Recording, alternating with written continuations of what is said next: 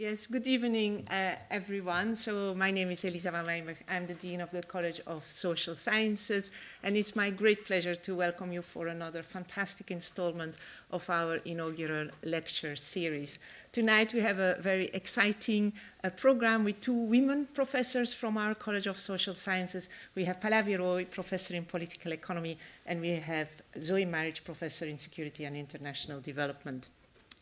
Pallavi is going to talk through her journey and emphasize a particular novel approach that she took to try to understand how to conceptualize corruption and how to gather evidence, and while doing so to unpack the significance of informal governance arrangements. And then Zoe is going to compel us to rethink how people experience insecurity by offering a new frame of progressive security that seeks to draw on critiques, resistance, and collaboration to support security aspirations of vulnerable communities. So I'm sure that it will be a very interesting two sets of lectures. As always, our inaugural lectures are preceded by a testimonial. The first testimonial for Professor Pallavi Roy will be delivered by Professor Mushtaq Khan, but unfortunate due to the terrible circumstances in the Middle East, Professor Mushtaq Khan was not able to travel back to be with us here in time. So his testimonial will be delivered via a pre-recorded video. Mushtaq Khan is a professor of economics at SOAS here, and he's also the executive director of a very large research consortium that's entitled the Anti-Corruption Evidence Consortium that is funded through the FCDO, the UK government division. He's made original contributions in institutional economics, the theory of political settlements, governance, industrial policy, anti-corruption, late industrialization, and effective policy implementation. The SOAS ACE consortium has developed an innovative evidence-based approach to identify enforceable and high-impact anti-corruption strategies in countries with weak rule of law. He has written and researched in many countries, including Bangladesh, Nepal, Thailand, Palestine, South Africa, Tanzania, Nigeria, India, Cambodia, Pakistan, and Malaysia. So I'm going to bring Mushtaq with us in the virtual manner, even though it is pre-recorded.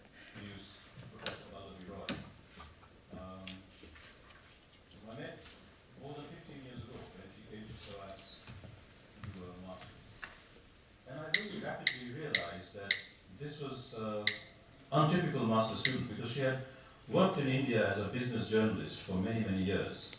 And an unusual business journalist because she was at the coalface. She was observing how land acquisitions happened, or rather land grabbing happened, with political connections between big business, bureaucrats, politicians, what the transactions were in the deals that were made in business and in policy. And I realized that this is exactly the kind of research assistant I needed.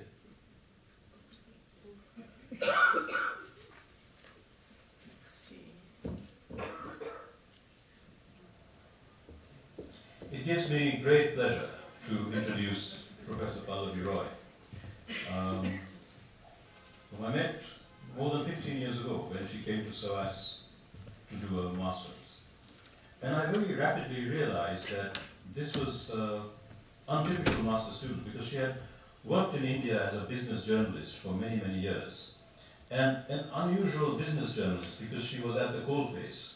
She was observing how land acquisitions happened, or rather land grabbing happened, with political connections between big business, bureaucrats, politicians, what the transactions were in the deals that were made in business and in policy. And I realized that this is exactly the kind of research assistant I needed because at that time I was writing a paper on differences in industrial policy, and India was one of my case studies.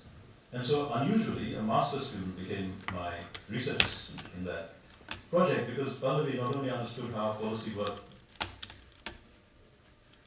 because at that time I was writing a paper on differences in industrial policy, and India was one of my case studies. And so unusually, a master's student became my research assistant in that project because Pallavi not only understood how policy worked at the all India level, she could also give a very granular understanding of how the differences between a Maharashtra, a West Bengal, a Gujarat, and a Tamil Nadu affected the implementation of industrial policy across Indian states.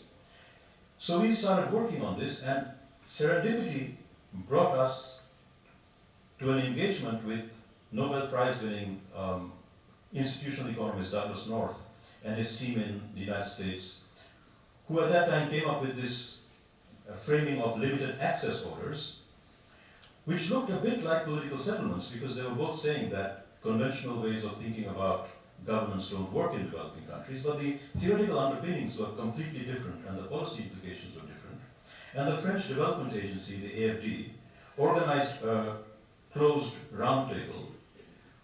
And in that roundtable, on one side, were Douglas North and John Wallace and Barry Weingass, very famous people in institutional economics and history in the US. And on our side was myself and a master's student, Pallavi Roy.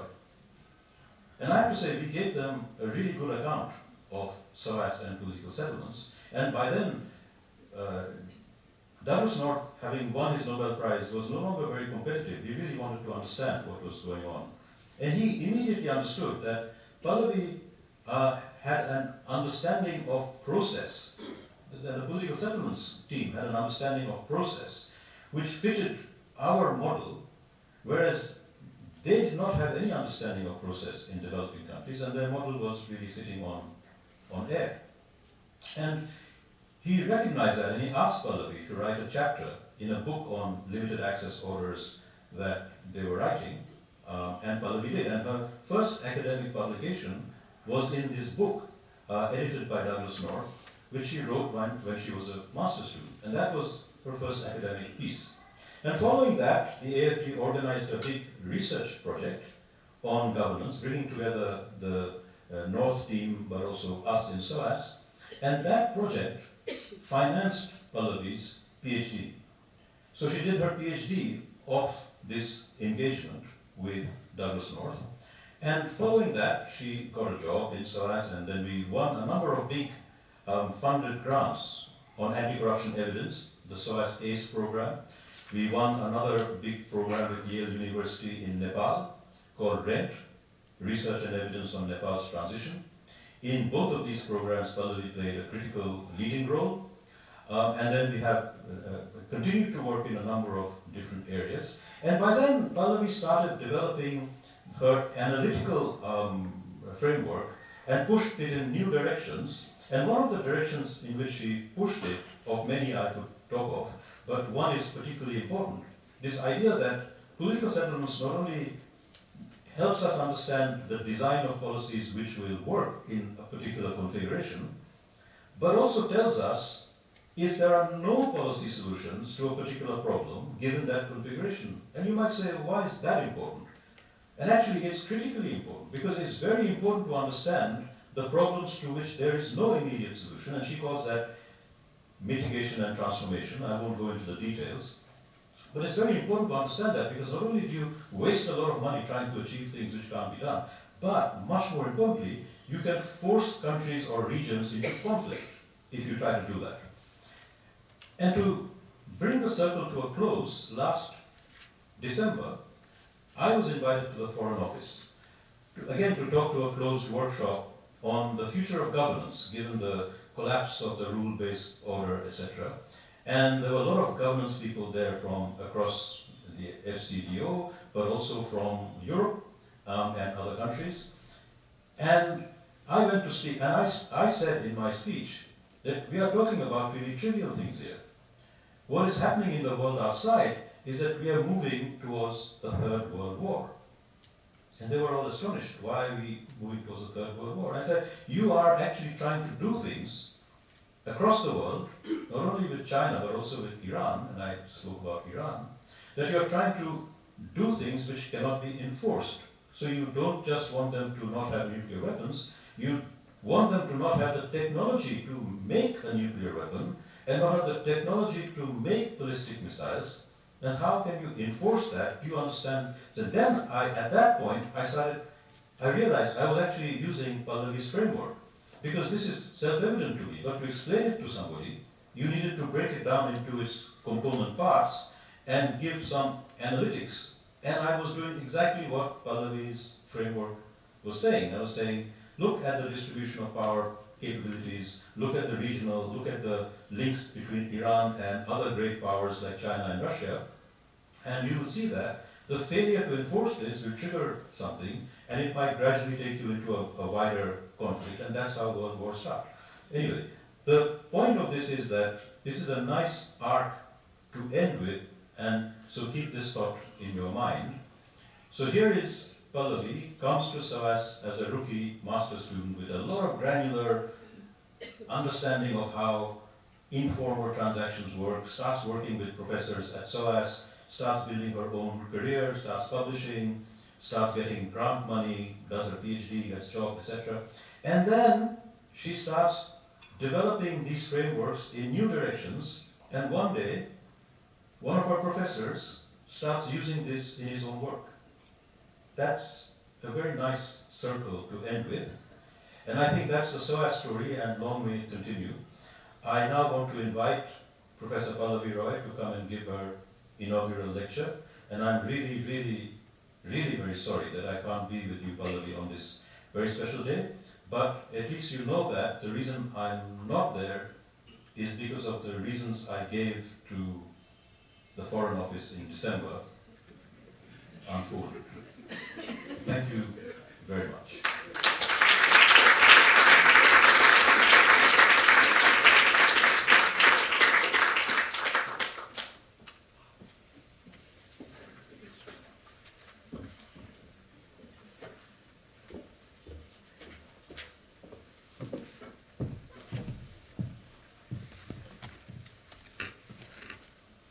Well, thank you everyone for being here. And you know, what is an inaugural lecture without a technical snafu? So I'm really glad we had that to begin with. I'm hoping things can only get better from here, right? So what an honor it is to be on this stage. I have seen some absolutely wonderful professors and colleagues give some scintillating talks over here. So it's going to be a tough act to follow. But this is a special honor because my partner in crime today is Professor Zoe Marriage, whose work in the Democratic Republic of Congo actually inspired my research thinking when I was in her lectures when I started life as a student in development studies. And I can see Professor Chris Kramer also sitting there and smiling at me. You know, these were all my professors, and here I am. So life does come incredibly full circle, and it's been an absolutely... Oh, there's Jonathan Goodhand. There's just Jonathan D. John somewhere here. There you are. Thank you.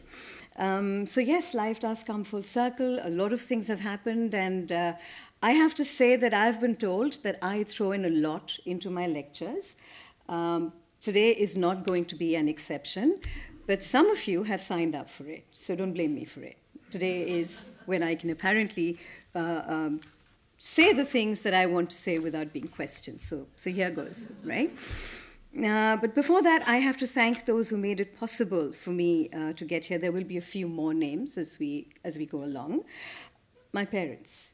I mean, they're the rock-solid foundation that I stand on. I'm wearing high heels right now. I'm confident even in them because my parents were behind me all this while. And they were supposed to be here, but they could not be here for the same reasons that Mushtaq outlined.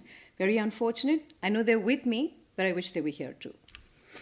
My husband Sumit, for his unstinting support through all things, good and bad. My parents-in-law and my sister-in-law, who've been the loudest cheerleaders. And of course, Mushtaq Khan, my PhD supervisor, but more on him later. Now, all of this journey, Eliza said, is something that I have to talk about. This journey began as a desire to experience the world on my own terms, to move beyond classrooms, to move beyond the four walls of the office. And I started life as a business journalist in India. And I have to say that I had a blast. I did all of that, experiencing the world on my own terms, seeing a lot of things. I This was the time in India when the country was going through liberalization. There was a lot of hope. The zeitgeist was of this very fast-paced capitalism. So I saw very swish hotels. I actually went inside and saw what was happening in very real corridors of power. But I also encountered a very different reality in my travels. I wasn't just in Delhi, Bombay, and Calcutta, the three cities I was mainly based out of, but I was actually very much at the coal face. So, pardon this pun, because I used to cover the iron ore, the coal mining, and the steel sectors in India at that point in time. And I also met indigenous communities with deep histories and very deep identities, rooted in the land that they lived in, yet outside the purview of the ownership and recognition regimes that property rights in capitalism actually provides for. And I saw that they were outsiders despite being the most rightfully entitled insiders. What I was not seeing was what we were taught about how markets were meant to work, how formal laws were meant to work, or indeed how states were meant to work. What I saw instead was how common property became private property, how prices did not reflect all the available information because some of the information was just not relevant as market value. And what I was seeing was an irreplaceable loss of identity and personness for these indigenous communities and the lives that they lived in these forests, whose losses did not matter because you could not ascribe marginal cost or opportunity costs to what they were losing. And I thought that was irreplaceable. I saw how formal laws looked great on paper, but were often distorted during implementation because someone was powerful enough and protected enough to do so. And then there was that other curiosity, that sometimes laws were made officially, formally, but just to benefit a select few. And I never really stopped wondering about that. You're telling me this is formal, but something was just not quite right about that law. So confronted with such asymmetries and contradictions, I came to realize that I needed a cohesive structure for framing my many parallel but very, very connected experiences, and for a broader context to make sense of what I was seeing. And that is when I arrived at SOAS. When I arrived here, I landed straight into the homes of my friend, into the home of my friends Shushmita and Shubhro Dotto sitting right here. And I'll be eternally grateful for that because I just shacked up and I almost didn't leave till I did. And then I found another home in Philippe Culet's house, who's now a wonderful colleague at SOAS. But without these acts of kindnesses, I don't think I would have survived that first year in SOAS. London is a punishing place to come to if you're coming from a developing country, and I think I learned that quite the hard way, but I managed because of friends like the one sitting here right now. But SOAS was never just about bricks and buildings. It always, and to date, feels to me like an explosion of ideas. SOAS and the dedicated inspirational faculty members here, and I learned a lot of how to teach from them, gave me the confidence to question, to critique, and to engage more confidently with the world around me. I found a community richly varied and wondrous, one in which I felt most at home, undoubtedly.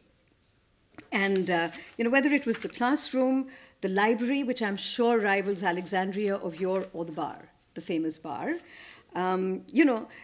this place was alive with a kind of intellectual adrenaline that made learning both urgent and exhilarating. It was quite the experience to be here. I learned about multiple frameworks that fed into each other, about the developmental state, about Marxist political economy, about institutional economics from Thorstein Veblen to its modern version with Douglas North and its wealth of analysis on formal and informal institutions. And I thought I'd arrived. I'd kind of got the framing that I was looking for, institutions. And thank you to Jonathan Dijon, who introduced me to this world in the development studies classes. And I have to thank a few other SOAS colleagues who have helped me get here: Stephanie Blankenberg, Chris Bramall, Dan Plesch, Emilia Onyema, and Elisa van Hoyenberger, who on many occasions had my back and helped me get here on this stage. Thank you to all of you.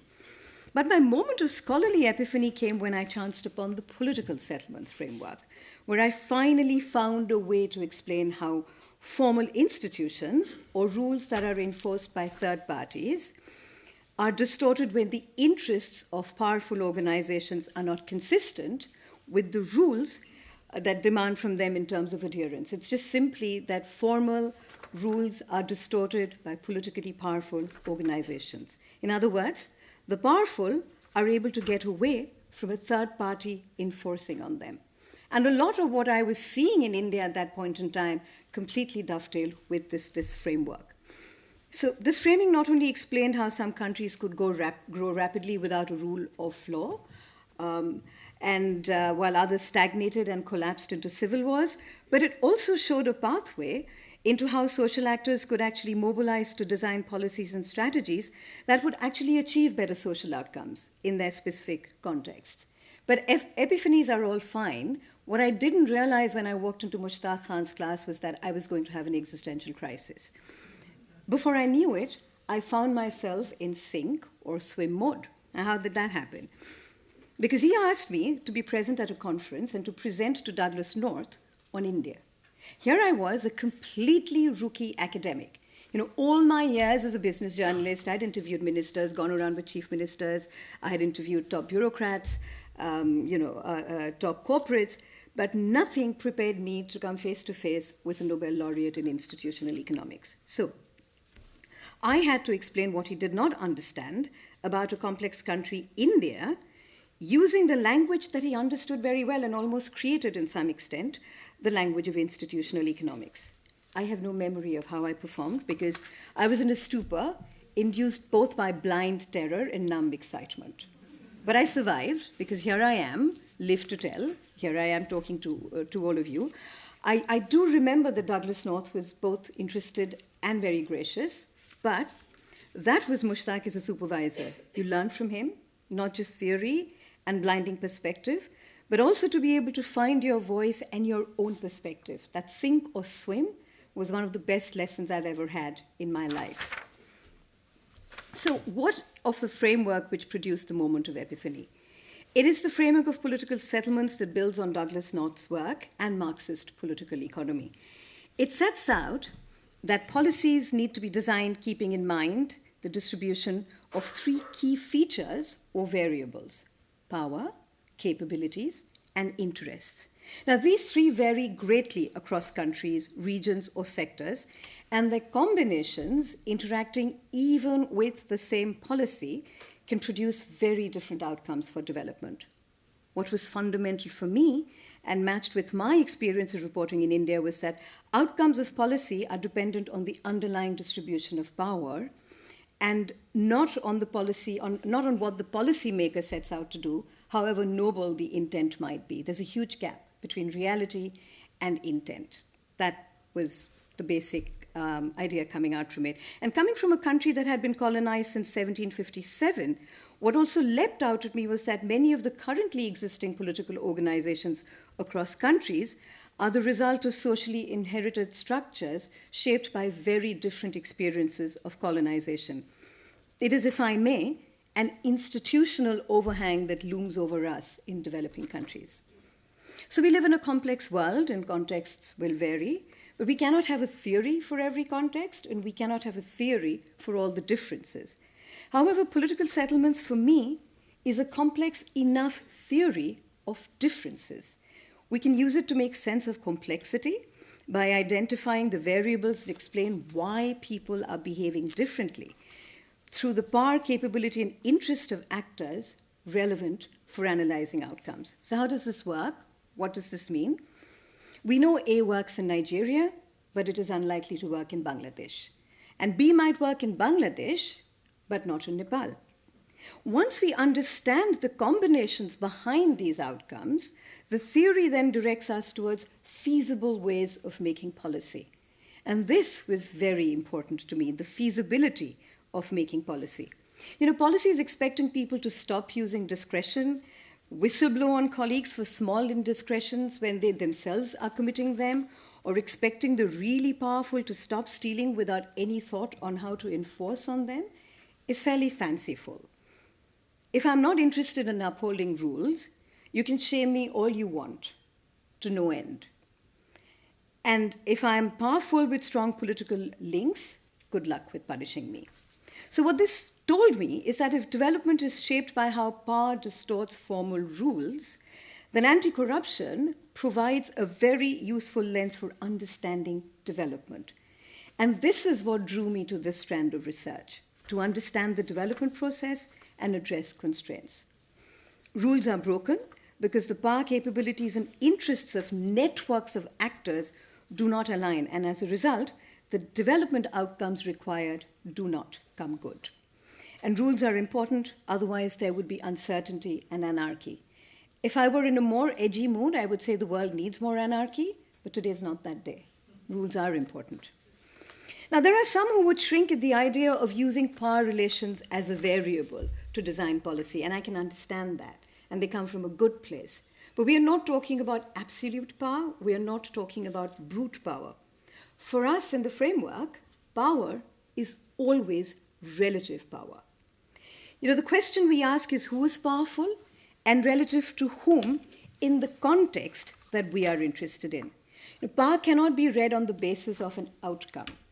That is a tautology. If I'm powerful because I have won, it doesn't add much to my levels of analysis. In the political settlements framework, power is about the ability to check on each other and supporting each other. And this could be from within small Nigerian manufacturing firms. And in no way would these small firms conflate with the idea of power for most social analysts. But for us, within that network, those small SMEs, those small firms, have some kind of power which we could maybe use to design policy. That's relative power for us. It's not absolute or brute power, as I said. It can also be about analyzing the relative power of a few large firms against another set of large firms. It depends on that context of power that we are analyzing. So power in this framework is about being collectively more powerful than those who are blocking rule implementation. Power sounds like a very loaded word, and very rightly so, but that is not how we are using it. So if such coalitions can be forged, powerful forces stopping development can be constrained. This is both anti-corruption and developmental, and this is what we call a win-win. Which brings me to the other key aspect of this framework, which is that standard notions of enforcement talk about two actors. There's a principal and there's an agent. And then somehow the world around them completely disappears. But that is not how reality stacks up. We are all transacting with each other embedded in a network. How are we enforcing within that network? What are the systems of enforcement within that network? It's not about two people. It's not about the principal, and it's not about the agent. Rule breaking or its upholding happens within this ecosystem. And in order to ensure policies are taken up, we need to make sure that enforcement happens within those relevant networks. And this is what we call horizontal enforcement. This is the other big pillar on which our theory and our practical application actually stands. As I said, these insights are not just limited to theorizing. Political settlements is a broad framing. But then we move on to specific micro applications where we use our observations to generate hypotheses, to test, and then generate evidence that we then deploy across a range of sectors. We move from a very macro to something that's very, very specific. And this can be across a range of sectors. We're working in Nigeria in healthcare absenteeism at primary healthcare centers. We're working in areas as diverse as artisanal refining in the Niger Delta, absenteeism in the primary healthcare sector. And I realize that I haven't moved my slides, but I shall do so because I am still, I think I've done something a little wrong, but no, here we go. So this was, just very quickly to recap, this was my life as a business journalist. I've done some incredible reporting. The one on POSCO was when I actually went into the iron ore and the coal mining bearing areas of Odisha, which is a very mineral-rich state in the country. Then I actually traveled to London at that point in time when Tata Steel bought over Chorus, which was also known as British Steel. This was in search of a framework. In the Shadow of Violence was what Douglas North sort of co-opted me for, and that was my thesis with Mushtaq, where I found myself finding more and more of the framework. And I think this is where I am now, so I can continue with the rest of the presentation. Sorry about that little blip. So yes, we're studying a whole range of sectors. That's activities as diverse as artisanal refining, and about the monsoon revolution that the students managed to achieve in Bangladesh that actually gave us regime change. That is a project that's very, very close to my heart. And also about small firm behavior in Nigeria, another project that I'm very passionate about. So you can see the range of projects that we are talking about over here. And we have been very, very unfortunate to have got large research grants, but more importantly, and I say that with a few people sitting here, the trust and strong support from the Foreign Commonwealth and Development Office for our research to convert our observations into hypotheses and to test them using various methods. In fact, the research on SMEs is now at the stage of intervention design. This keyboard does not like me, but we shall get there. So this is work that we are doing in Nigeria, as you can see right now. How did it begin, this research on SMEs? So my PAR capabilities and analysis pointed to a vicious cycle in what this young gentleman is doing in that manufacturing cluster in Kubo in Abuja, which is the capital of Nigeria. The firms needed electricity, but corruption in the country's electricity sector meant they received far less from the grid than they needed, as inadequate electricity was generated, transmitted, and distributed by politically connected players over there. In other words, corruption was ensuring that they weren't getting the power that they needed. So they started making their own arrangements, which ranged from buying generators, using obsolete generators. Remember, they were not rich enough. These are tiny SMEs, as I said. They were not powerful, big conglomerates. They were small SMEs trying to eke out an existence. So they tried to make their own arrangements. They bought generators, used really bad quality smuggled diesel. They stopped paying their bills because, somewhat rightly, they said that we're not getting enough power. We're getting 4 to 5 hours of electricity a day. Why am I going to pay the electricity company? So they just stopped paying their bills. Now, in theory, existing policies should have encouraged investors in smaller power plants, not linked to the larger politically powerful players, to supply to the SMEs, but no one wanted the uncertainty of unpaid bills, leave alone the investors.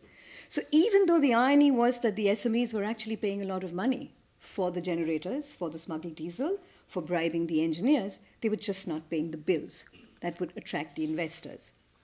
We observed their behavior as manufacturers very closely, and to cut a lot of research heartburn short, we're able to suggest a set of rules that use their collective power as a cluster to ensure that they paid their bills, which would also reassure investors and bring in the much-needed investment into these SME clusters. So as you can see, and I hope you can see, what's actually written here, for those of you at the back, is hustle and pray. And for a lot of people, it might seem like that's a really good depiction of Nigeria, and it's very meme-worthy, but it's not going to help our SMEs gain their livelihood or help this young man keep his job.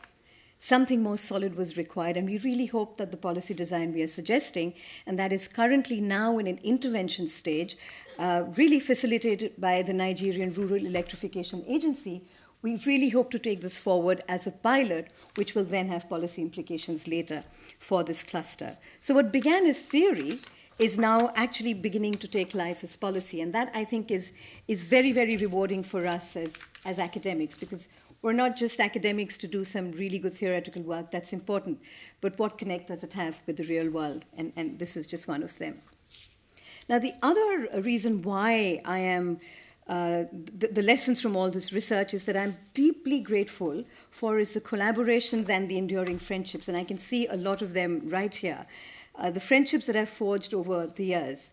You can see from some of the outputs here, none of this was a lonely, solitary, or individual process. Research is always deeply collaborative, just like development. The teams I have worked with in countries as diverse as Nigeria and Bangladesh have kept me motivated about finding solutions, but also hopeful about development trajectories, because, as I said, development is a really collective effort. Just as an aside, I have spent birthdays in Nepal and Nigeria without feeling homesick, and that is precious.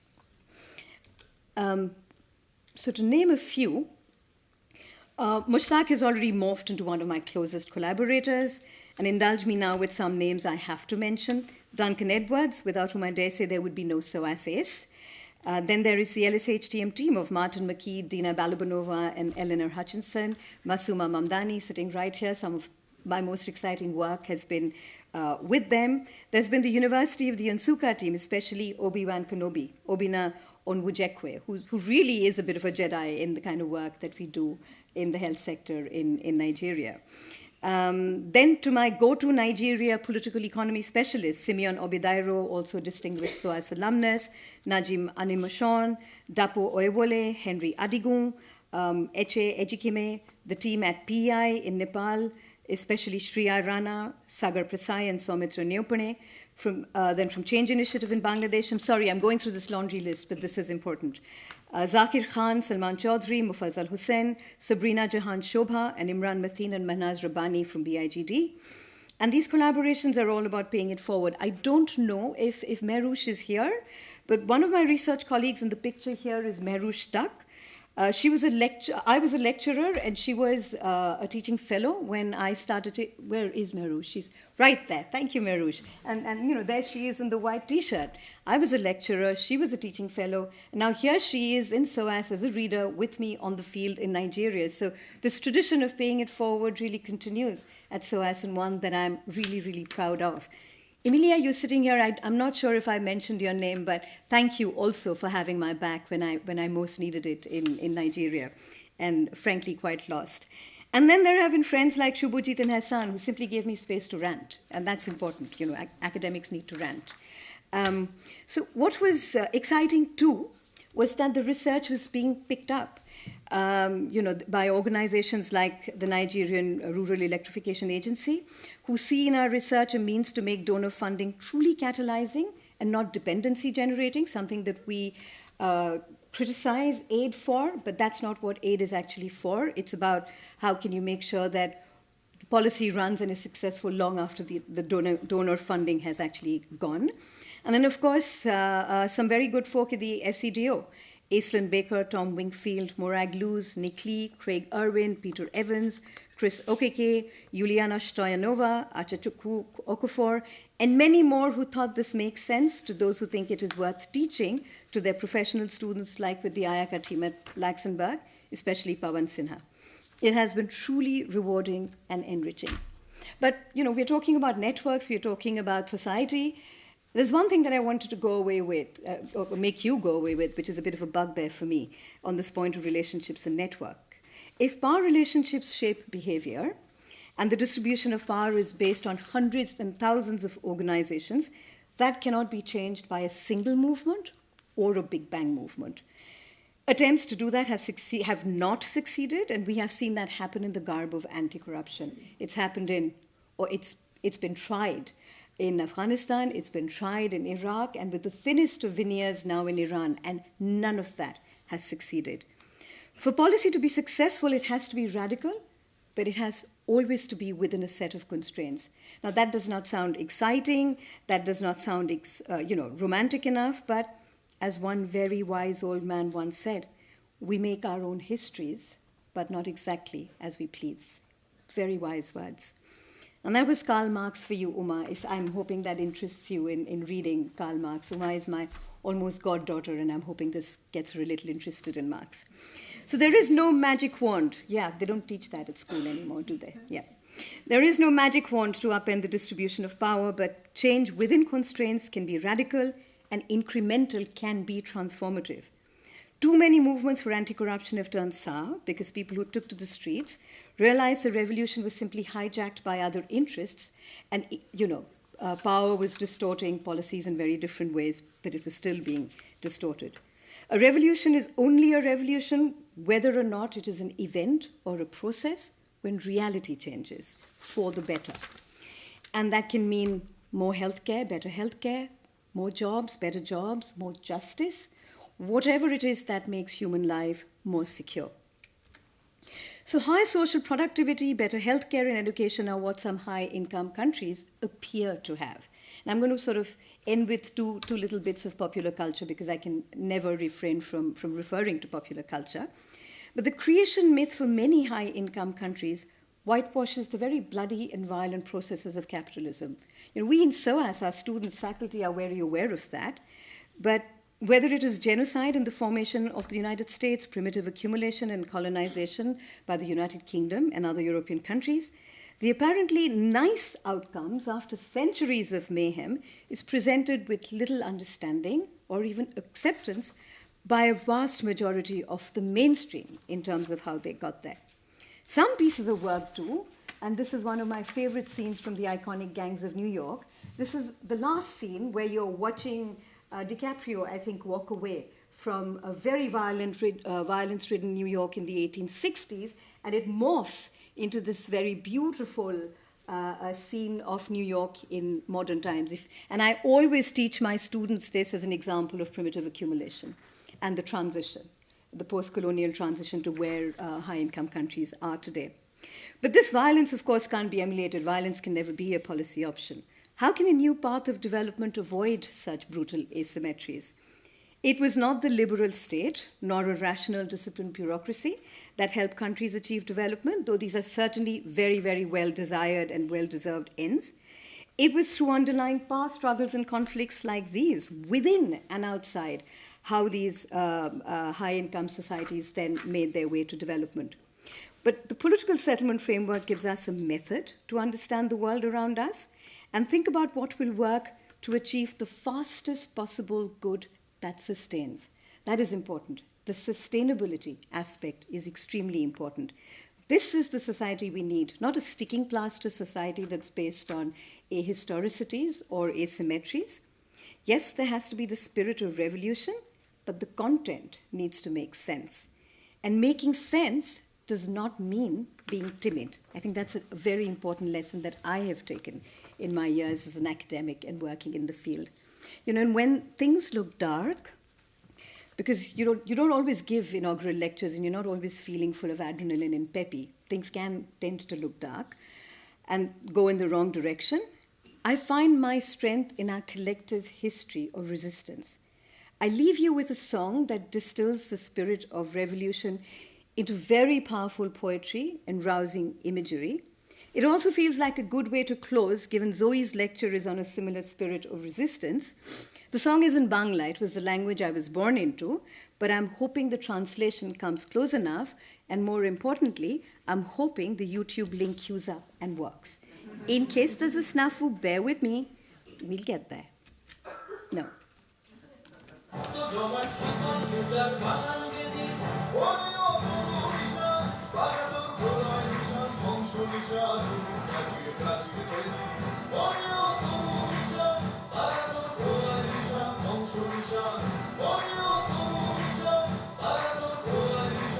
The translation.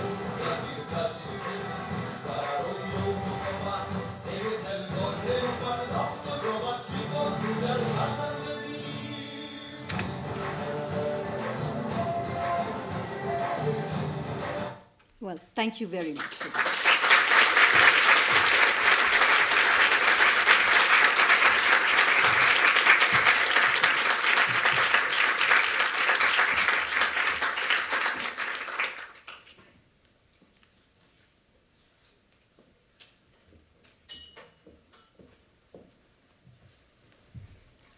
Thank you so much, Pallavi, Professor Pallavi Roy, for a fabulous inaugural lecture, taking us on this entire journey from your arrival at SOAS as an explosion of ideas. I like this metaphor for our institution, to Douglas North, to bringing power back into analysis of institutions and their encounter with particular policy agendas, to then successful policy implementation in Nigeria in the electrification mechanism for SMEs, and leaving us with this wonderful little musical interlude of hope and inspiration in what you say are indeed dark times. Many thanks again. Congratulations.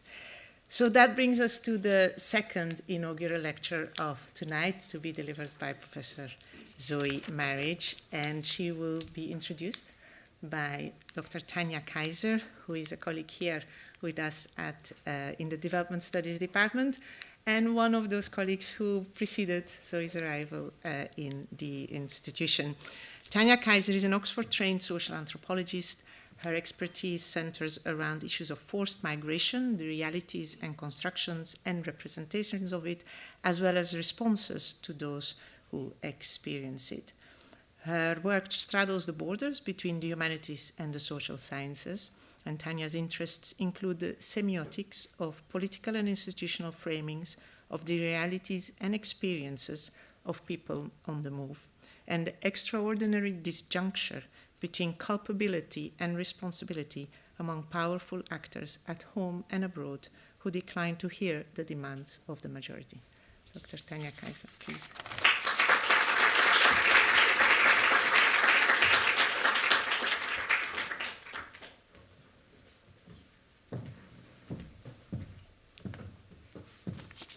Oh, I've got Mushtaq looking at me. Hello, good evening, everybody. Let me just get my vision sorted out. I am really thrilled to be here with you all this evening. I'm particularly delighted and honoured to have been invited to introduce Professor Zoe Marriage on the occasion of her inaugural lecture. We knew that it would be a lively gig, and I know that she will be really pleased to see so many of her important people here from the various different interlocking areas of her life. As Elisa has just said, Zoe and I and the Development Studies Department go back a very long way together. Other colleagues from the teaching teams in the MSc Political Economy of Violence, Conflict and Development, and in other teaching teams as well, will remember her bounding into the department well over 20 years ago, characteristically full of ideas and energy and massive amounts of disruption and fun. And despite the copious amounts of football and guitar playing and songwriting and friends and non-stop action, which made everyone feel totally exhausted, it was always clear that her scholarship was also impressive. After completing her degree in classics at Oxford and gaining a set of lifelong friends there, Zoe began her academic life at SOAS as an appallingly exploited part-time assistant teacher while still completing her PhD at LSE. I think we know that picture. There she worked with David Keane and the much-missed Tim Allen, although it's not totally clear to me how much they would have understood at the time about the circumstances of the crazy field research she carried out in 4 different African conflict zones. And I can only imagine how much her parents enjoyed that period of her life. Within SOAS, Zoe zoomed from being a GTA to being a principal fellow of the Higher Education Academy and our esteemed professor of security and international development via an incredible amount of work, love, creativity, and including a hectic period of time as head of department during a perfect storm of crises that she steered us collectively through. So far, so clear, but the problem in trying to further encapsulate Zoe's career and achievements thus far is that there are so many important and interesting strands, it's hard to know where to focus. So this is not encyclopedic, but here goes. In terms of her research, Zoe's scholarship goes well beyond interdisciplinarity and has engaged deeply and extensively with academic, political and popular discourses across critical security studies and conflict and humanitarian studies, and with work on politics, practice, power and representation. Intellectually, she leans towards inclusivity and bridge building, whether this refers to her productive and insightful articulations of the theoretical and practical implications of bringing together social science and humanities approaches to her subjects or study, or in her enthusiastic willingness to source meaning and ground arguments, both theoretically and in the vibrancy of everyday social and political life, action, and aesthetic projects. Her principles and values are in her work and in her action, in the subjects that she chooses to research and write on, and in the approaches that she takes to them. Her anti-racist commitments and work, her decolonial attitude and approaches have been visible from her earliest books and publications. Zoe's first book engaged questions of power and authority in international intervention in African conflicts, the so-called New Wars. Her questioning of the assumptions and the inequality of humanitarian programming led her to ask why the voices and perspectives of those affected directly by conflict remained absent. Consistent with this, Zoe foregrounded in her work the voices of people experiencing insecurity in DRC, providing a critique of the way that they're routinely barred from formal security debates and policy. And in this and in subsequent phases of her work, Zoe has been much in demand, as you might expect, by policymakers and operational actors alike. In order to find a quiet place, allegedly, to write her book on DRC, Zoe went to Brazil. This may have been a eureka moment, since not only did she deliver the book in fine style, but the seeds of her latest book on capoeira were also sown. After returning to Brazil later for more substantial field research, in this project she brings the musical and corporeal narrative from capoeira into conversation with debates on the security that's always been her focus. She shows that there are limits to how long we can allow hegemonic voices to monopolize these, and provides an exciting and inspiring alternative in the resistance and creativity of capoeira. The successful publication of her book also proved that she did not, despite what her photographs sometimes seemed to suggest, spend the entire time on the beach playing capoeira and the guitar. As well as delivering lectures, joining research workshops and seminars, and supervising numerous amazing PhDs, Zoe's authored many influential articles, as well as blogs, vlogs, and so on. In fact, work in these more popular formats reflects Zoe's ongoing interest in not only disseminating academic work as a formal and separate thing, but thinking through ideas and arguments in different ways, from different perspectives, and with different interlocutors. Those of you who are on social media will have caught Zoe in the last week or so, popping up on your Instagram feeds with typically sophisticated and insightful commentaries on subjects as disparate as AI and warfare, and on what the Oscar-winning film Sinners reveals about supremacy and cultural appropriation. There's lots more to say, but I'm very aware that we want to hear from Zoe herself, and will therefore close by saying how fortunate I regard myself and our department as being in having had the privilege of working with her. We now look forward to the next instalment of the Professor Zoe Marriage Show, already glimpsed in Zoe's newest collaborative initiative around art resistance and transformation in northeastern Brazil, bringing together artists and academics to explore and amplify the power of Brazilian art forms. Thank you, Zoe, and congratulations.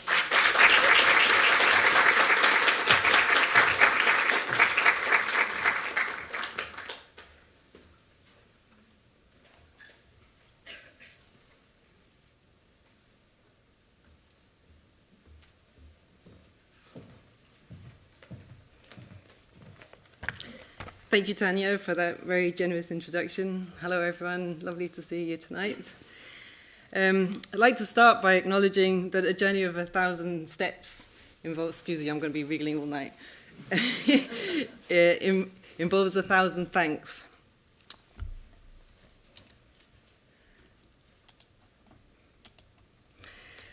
So first, thank you to the colleagues who've put together the agenda tonight and who've organised the event. Thank you to the technical team and to the colleagues who will be hosting the reception later. Next, thanks go to my colleagues here at SOAS. Since my first day here as a teaching assistant in 2004, I've had the fortune of being in a teaching team and a research cluster that's provided direction and support. All of them are here tonight. That really means a lot to me. I'd like to thank, too, the students of SOAS. Students, I hope a few are here tonight, and particularly those on the MSc Violence, Conflict and Development program and the security modules. You've kept me thinking, questioning, developing. It's always great to see former students. We have one. It's always lovely to welcome new cohorts as well. This photo is the class of 2021. Our official graduations were called off because of COVID. But we had a party outside and we simultaneously demonstrated there's always something to celebrate and that development studies is the most beautiful department in SOAS. In and beyond our department, I'd like to thank those colleagues, several of them are here tonight, across the academic and professional services who worked to keep SOAS standing during COVID and the challenges that we faced as an institution at that time. Finally, I'd like to thank my family, my friends for being here for me today and every day. I have my parents here, my partner, Paulina, who put together the playlist that welcome you to your seats. In fact, it's our wedding anniversary today, so...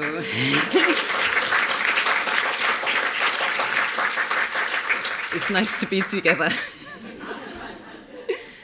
I actually had a few other dates for this inaugural, and this is where I landed, so... When I started out, I was fascinated by war, its impacts on how human suffering is alleviated.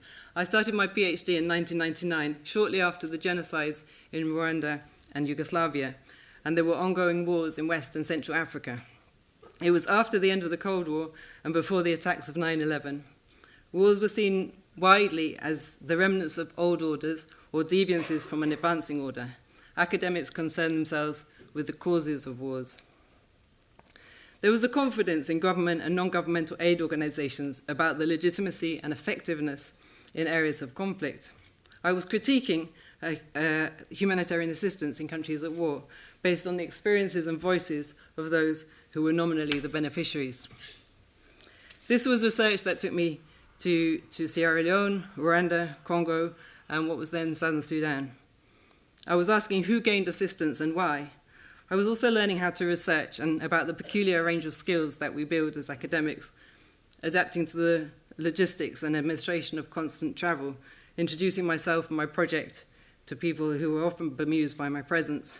Days on dust roads, nights spent sleeping in rural health posts, mosquito nets slung from drip stands, and then returning to sit for hours alone, editing the same paragraph for the millionth time. This shows me arriving on a motorbike in a rural clinic, wearing a life jacket. The bemusement was real. After months of traveling and interviewing, I answered my research question. Who gets assistance is governed largely by convenience, those who are relatively easy to reach, along main roads, in government-held areas. Beyond that, some groups of people were assisted more than others, those who were considered politically backward and trying to improve, those governments that acquiesce with the demands of donors and aid organizations. And then there were the victims of moral outrage, those who showcased the interventions through shock, those suffering from polio, the amputees of the RUF in Sierra Leone, and the child soldiers of Southern Sudan. In reality, assistance was torn. NGOs had expanded rapidly through the 1990s and had assumed responsibilities well beyond their capabilities, and there was no accountability. This was a disaster for those suffering from war who were bewildered and disoriented by the buzz of international attention and neglect. The lack of accountability would ultimately spell disaster for the NGOs themselves. I called my book Not Breaking the Rules, Not Playing the Game, characterizing aid and its associated ideological rules as a game of sort that providers played. As recipients, militias, governments, a host of relevant parties disregarded the strictures imposed by aid organizations, the key contention of the book was this. It's not that they're breaking the rules, it's that they are not playing the game. The answers to my research questions were relatively straightforward, but they comprised a critique of the claimed neutrality and impartiality of humanitarian organizations. And once that was unpicked, it was an analytical needling process to examine exactly how aid organizations fitted into the global political economy, how they supported the interests of donor countries, and despite the rhetoric and very often their politics, reproduced hierarchies that had been established through colonialism. The role that NGOs played within the global political economy untangled the puzzle of how assistance continued despite its critiques and calamities. Humanitarian assistance was being generated by the same world order that promoted inequality and violence in a liberal guise. When I made presentations, someone would always ask, what would happen if all NGOs withdrew today? To which I would respond, there would be more tomorrow. I'll come back to that later. It was during my PhD that I had the opportunity to travel to the Democratic Republic of Congo. It was a $5 minibus ride from Kigali in Rwanda in the middle of the Second Congo War. The RCD insurgent group controlled the border and the eastern part of the country. And aside from my academic endeavors, Congo blew my mind. I decided to write my second book about security and development in Congo, contrasting the formal peace agreed in 2002 with the myriad informal wars that were faced by the population.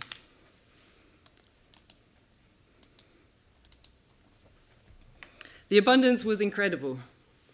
The exuberance of art, music, and dancing, the biodiversity of the forest, the vastness of the country, and the complexity and global significance of its political history.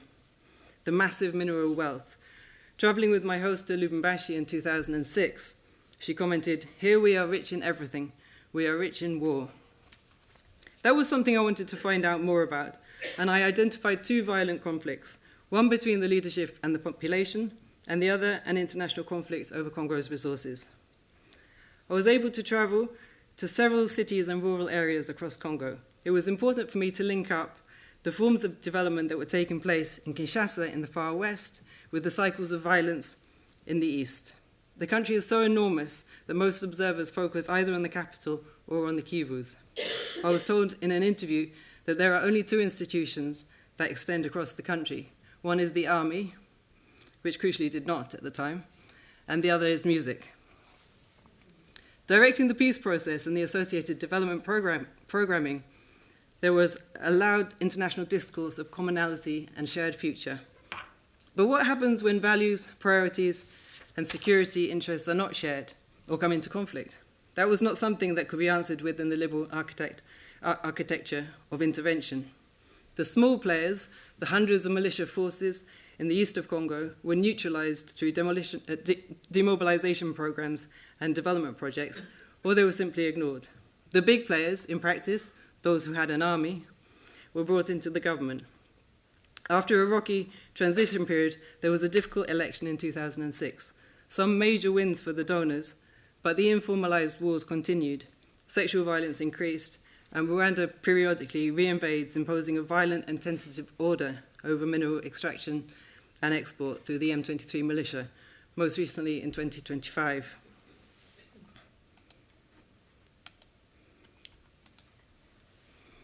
My research explored how development in the capital dynamically reproduced the violence and insecurity in the East.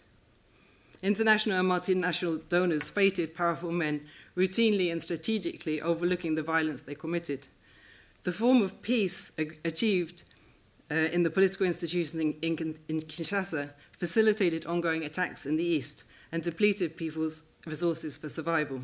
It stoked both the conflict between the leadership and the population and the international conflict over control of resources. As I sorted through my research questions, Congolese music became increasingly important to me, as it is to many Congolese people. I started to understand some of the insights it offered into social and political life.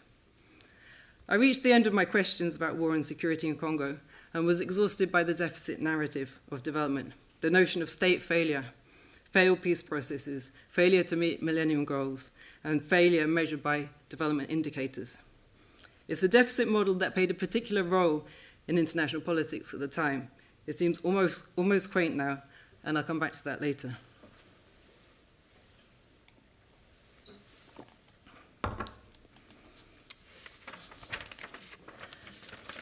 From now on, there will be people you recognize in the photographs. Those elements of disquiet and the music tickle took me to Brazil. I was already practicing the Afro-Brazilian art of capoeira, which combines dance, fight, game, music, and ritual in London, and had started to understand something of its resistance discourse. This was an Afro-descendant narrative of nostalgia and longing for the motherland, alongside an infinite repertoire of tricks and magic, and a continuous celebration of survival and life. Nestor Capoeira gives the following description. Capoeira is the culture of the oppressed. It was created by men enslaved in Africa and brought to Brazil. It was further developed by men living in the underworld of banditry and on the margins of an extremely unfair society during the 19th and 20th century. Facing a stronger opponent who controlled the power and made laws, Capoeira had to learn to be flexible and avoid confrontations. Capoeira learned the guerrilla way of fighting. It learned the value of lies and deceit, of ambush, surprise, and treason. One does not block a kick in Capoeira. On the contrary, one goes along with it, thus avoiding the blow and then counter-attacking. Life is much more than just winning or surviving. It involves the joy of being alive.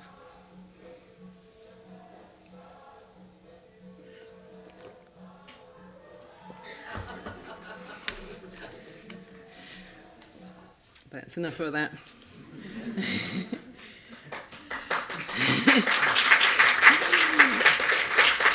Thank you.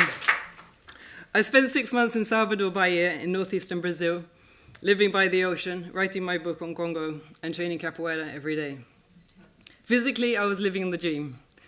Intellectually, this was the hardest book to write.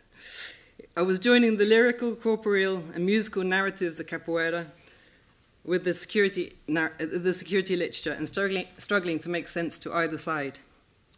I was nudged by Achille Mbembe's observation that there is a loss of distinct historicity, and that since colonization, African people and places have been embedded in times and rhythms heavily conditioned by European domination. Stepping instead into the times and rhythms of Afro-Brazilian art involved immersing myself in training and playing, and in the capoeira community. While the claim that art is resistance or capoeira is resistance is frequently made, I wanted to get to the details of the mechanisms and nature of resistance, both in capoeira and beyond, and to map them onto the contemporary threats in Brazil and elsewhere. Through the music, movement, and ritual of the game and in life, capoeira generates and transmits knowledge, and with it, power.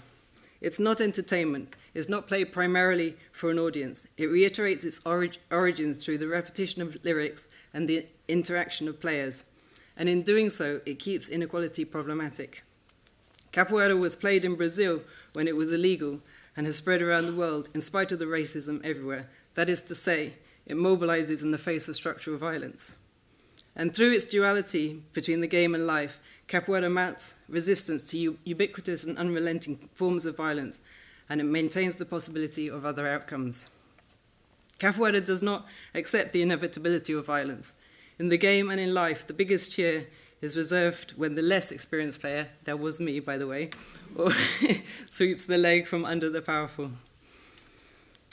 That would seemingly bring us to the present, and I became a professor in 2019 on the day that my third book was published. We spent an evening on the balcony with flowers and fizz, but university life being what it is, what followed was 4 years as head of department.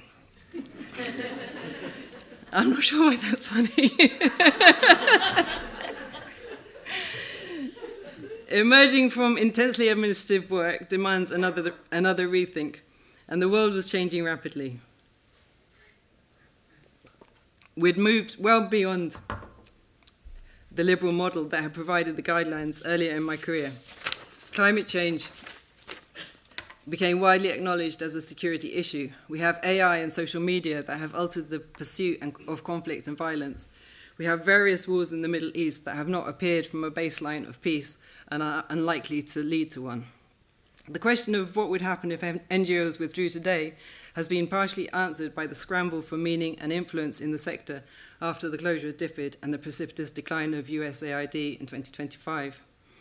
But the conclusion that the lack of accountability was disastrous for the organizations themselves has been vindicated, as NGOs have been abandoned by their donors and have no means of mobilizing their former recipients. And the withdrawal of NGOs is connected to the demise of the liberal world order. The deficit model has lost its currency. It had stemmed from two linked concerns: one, that weak states were more dangerous than strong states, and the other, that strong states had legitimate roles in administering aid, politics, and military assistance to weak states. Neither of those concerns is high in the security mix of 2026. The dynamics of violence and people's experience of it, though, are still important. The research in Brazil has become increasingly salient, both because it accesses individual and collective experience and because it focuses on representation. Capoeira had taught me to tread the line between metaphor and reality. The survival of players and of the art is literal. The story is told in non-literal ways through the art and the player's creativity and expression, which determines the way that the future histories are recounted. Further, the experience of early capoeira players, like that of millions of people around the world now, is not of a dichotomy between militarized warfare and peace, but of multiple overlapping and layered conflicts and aggressions based on inequality, racism, state violence, and international extraction. The opposite to these forms of total war is not total peace. It's not peace, but total resistance. Some forms of capoeira are intensely conservative and exist to preserve a practice as it was crystallized in the 20th century. Others look more to the challenges of the present and the future, harnessing the community, identity, and history to continue to make change. Fieke reminds us that critical security studies mostly has the intent of showing that change is possible because things are socially constructed. I reached beyond the academy for my collaborations, bringing groups and experiences together, working through the research process and producing outputs that draw directly on art and its practitioners. As funding has been slashed to NGOs, the importance of the dynamics for change inside community and particularly artistic groups increases. And as forms of violence and conflict manifest at local levels through disinformation that divides, individualizes, and addicts people, Capoeira brings people together, provides the space for negotiation and organization, and involves them in the production of knowledge through corporeal and musical arts. Working with artistic and cultural groups provides insights into the social, political, and security space where art and life meet, and it's an intimate space where people find themselves, each other, their identities, and what they're ready to fight for. We've started to research these processes through a set of projects gathered under the banner of Rede Nordestina, which means Northeastern Network. The Northeast is the cradle of Brazilian culture due to the Black and indigenous heritage of its populations. It's also one of the most marginalized regions politically and economically. Historically, it's experienced drought and outmigration as people went to work in more affluent areas in the south of Brazil. The origins of Northeastern art provide a specific perspective and one that is channeled through artistic practice. The struggle for these artists is an everyday reality, constantly difficult and incomplete, and sometimes resulting in setbacks. While the activities of each group have their victories, they are victories in the face of harsh and overwhelming injustices. How each artist practices and mobilizes around their art differs, but there are a couple of common elements. First, art provides mechanisms to bring people together, to create and participate in community, and to perform to each other and to others. Secondly, artistic groups are formed of people with some outlooks and experiences in common, as every day is where they live, and who also contest values, opinions, and understandings. These points of contact and contestation provide the start of an artistic conversation, assertion, and exercise of resistance. I'll briefly introduce the work of three of the artists who've been involved in this research. Mestra G teaches capoeira to children in Olinda, Pernambuco. Her young students live in peripheral and violent areas and routinely experience racism and misogyny.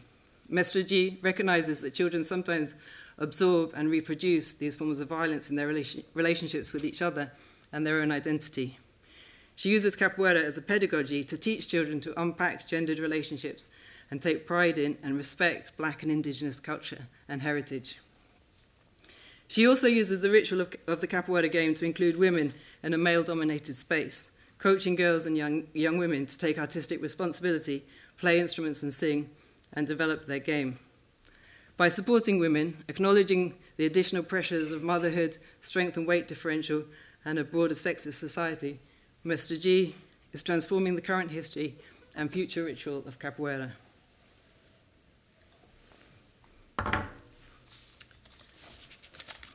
Mestre Ulysses teaches capoeira and a range of northeastern Brazilian arts to children from marginalized areas of Olinda. He sees capoeira as social and cultural education, recognizing that when you work with children, you need to adapt the fight elements of capoeira.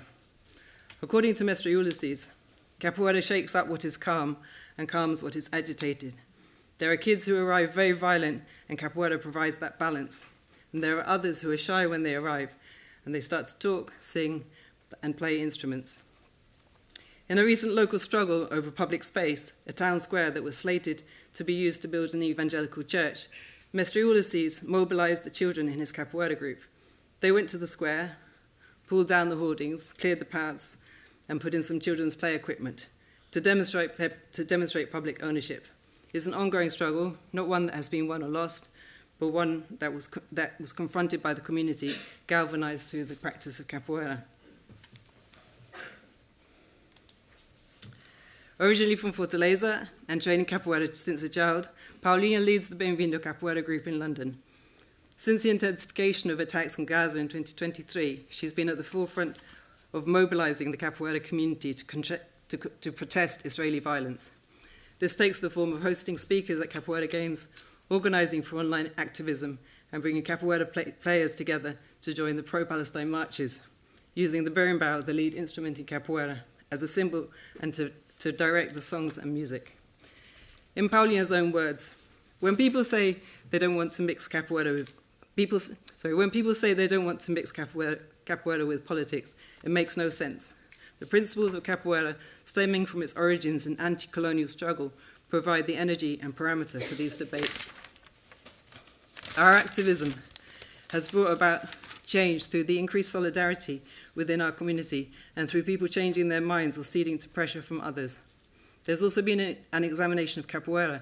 Capoeira has always been a broad church, but its encounter with the pro-Palestine movement has pushed people to consider its fundamentals in the face of contemporary violence and injustice. Obviously, we're not going to change the world or end the war. That's impossible with all the support that's been given to Israel. But I think we can change people's mentality and conscience to understand the complexity and the problem that exists. We do what we can. I don't live from capoeira for its own sake, but to make a positive change for the future.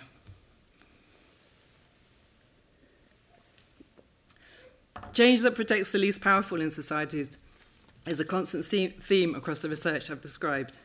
The critique of humanitarian assistance was not that it achieved nothing, but that it was co-opted by the interests of donor countries. This institutional setup meant there was a lack of accountability that left humanitarian organisations incapable of prioritising the vulnerable when their interests diverged from those of the powerful. In analysing security and development in Congo, this diversion of interests was papered over with hopes of common goals and a shared future. The work of supporting a country and population facing extreme insecurity is massive, and international efforts were piecemeal and self-interested. The most recent peace agreement, the Washington Accord for Peace and Prosperity, signed in 2025, constitutes an intensification of the international conflict over resources, explicitly writing the US government and investors into the division of mineral wealth that has devastated the Congolese population since colonial times. The collaboration with artists in and from northeastern Brazil starts from a different perspective, that of people who have experienced poverty, marginalization, and violence, and whose lives and arts are oriented by organizing and creating to respond to the challenges they face. Not surprisingly, these interests counter those of the powerful. The demands of sexism and racism in a country with massively high femicide rates and police violence in racialized communities, the demands of private ownership and the evangelical church, an institution co-opted by the political extreme right, and the demands of elites around the world to accommodate the violence committed against the Palestinian population. By tracing these actions, however far from the established institutions of governance, we can start to understand how the narratives and practices of security are shifted in favour of the vulnerable, something we can realistically describe as progressive security. Thank you very much for coming.